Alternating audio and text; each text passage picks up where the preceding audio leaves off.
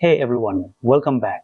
In this video, I'm going to explain Python type hints. And you know why this matters? Because most Python projects eventually suffer from the what type is this variable guessing game. Getting this wrong leads to runtime crashes that could have been caught during development. This one concept will save you hours of debugging. So why does this matter? Think about a service that processes user payments. If one developer writes a function that expects a user object, but another developer passes a simple dictionary, the code might run fine for a week. Then, during a high traffic event, the code tries to access a property that doesn't exist. The whole process crashes. This is a classic example of a silent bug trap.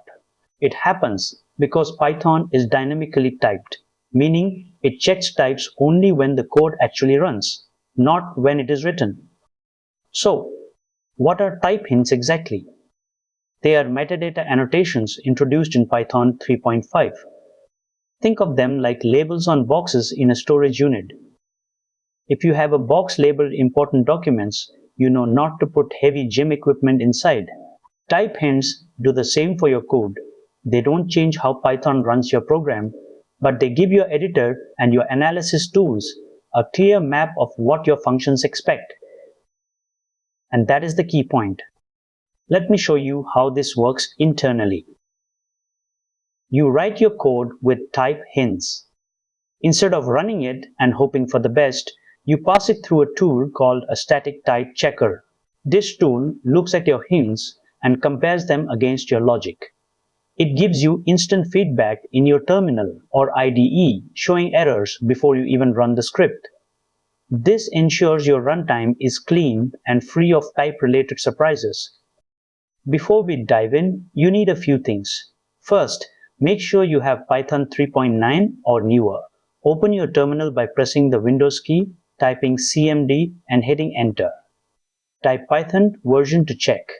If it is older than 3.9, update your installation. You should also have VS Code or PyCharm ready. Finally, we will be using Mypy, which is the industry standard for type checking. I will show you how to install that in the next section. To get started, we need Mypy. Run the pip install command shown on screen. This installs the static analysis engine. Once it finishes, run the second command to verify the version. If you see the version number printed back, you are ready to go. This tool is what we use to check our code for type mismatches. If you see output like this, everything is configured correctly. If you get a command not found error, make sure your Python scripts folder is in your system ph. Let us move on to the core concepts. Here is the core concept. Notice the syntax on the first line. We define a function called greet. We add a colon and a type hint, star, after the name parameter. We do the same with age, marking it as an int. The arrow syntax at the end tells Python this function will return a string. This is the most basic way to document your code. When you run this, it behaves exactly like standard Python. The type hints are ignored at runtime. But if you were to pass a list into the age field, Mypy would immediately flag it as a violation of your defined contract. In a real project, you rarely deal with simple integers. You work with list of dictionaries or nested objects. Here, we import list and dict from the typing module. We define items as a list of dictionaries where the key is a string and the value is an integer. This tells the developer exactly what the structure should look like. If someone tries to pass a dictionary with a float value for price, the type checker will catch it before the code ever reaches a server. The output remains consistent. The value here is that you have created a self-documenting function. Any developer joining your team can look at that function signature and know exactly what data structure the inventory variable needs to be. A common mistake is assuming that type hints prevent errors at runtime. They do not. If you call add with strings, Python will concatenate them into 510 instead of adding them to 15. The error is that type hints are for static analysis, not runtime enforcement. To fix this, you must run Mypy as part of your development loop.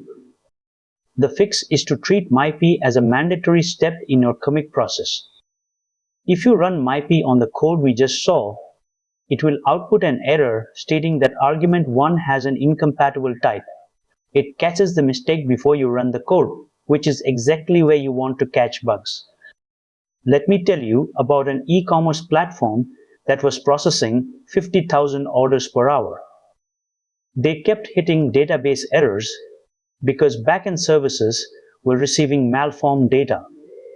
They added type hints to every service and forced a Mypy check in their CI pipeline. The result?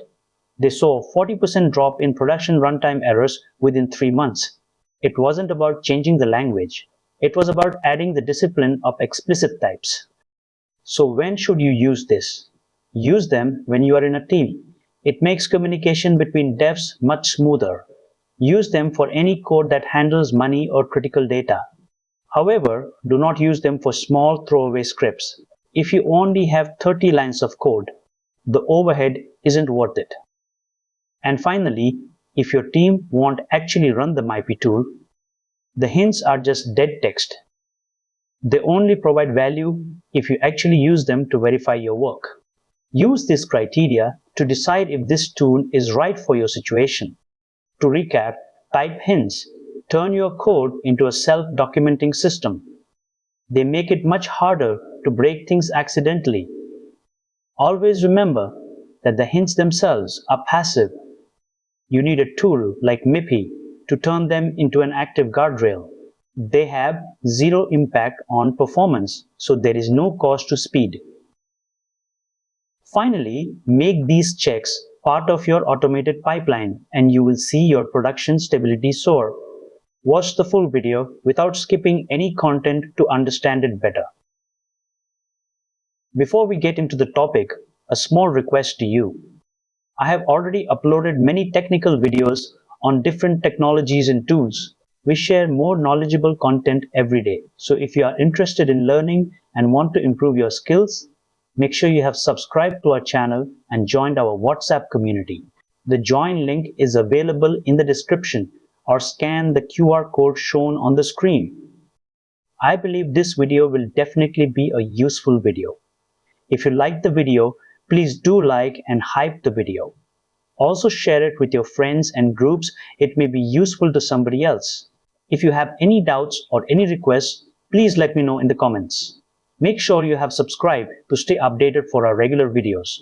Join our WhatsApp community using the link in the description because we share more knowledgeable content every day. Thank you for watching. See you soon in the next video.